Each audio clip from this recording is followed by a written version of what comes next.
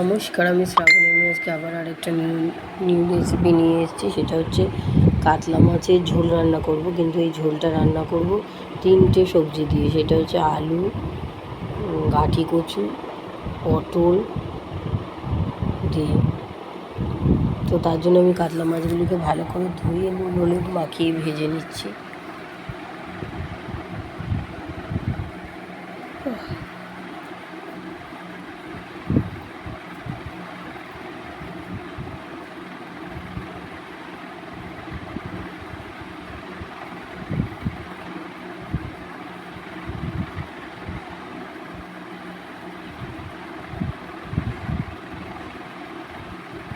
এবার এর মধ্যে আমি ভাজা হয়ে গেছে মাছগুলো, সর্ষের তেলটার মধ্যে আমি হাফ চামচের মধ্যে সাদা জিরে ফোড়ন দিয়ে আমি সব সবজিগুলো দিয়ে দিচ্ছি।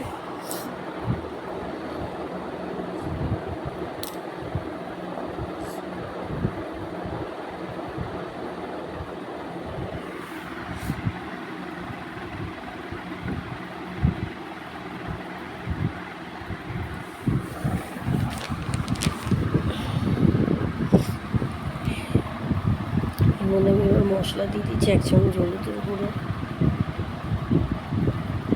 1.5 চামচ হলুদের গুঁড়ো,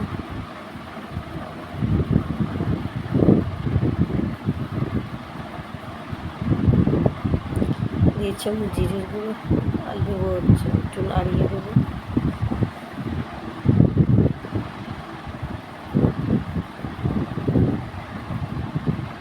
নুন দিয়ে দিচ্ছি।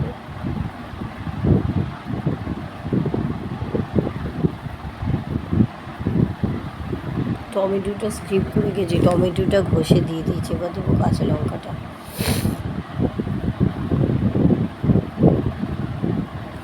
একটু কষিয়ে নিচ্ছি।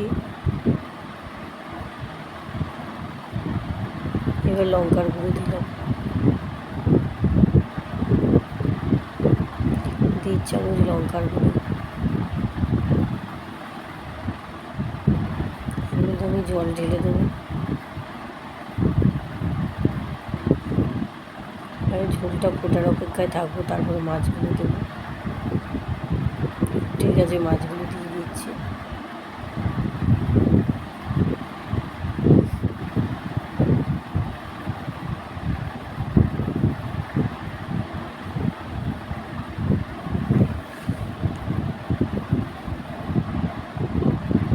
গাঁঠি কচু, আলু আর পটল দিয়ে আমার মাছের ঝোল, সবজি দিয়ে মাছের ঝোল খেতে খুবই ভালো লাগে। আমার ঝোলটা রেডি হয়ে গেছে, নামিয়ে দেখাচ্ছে। ভিডিওটা কেমন লাগলো জানাবেন, ভালো লাগলে লাইক করে সাবস্ক্রাইব করে দেবেন।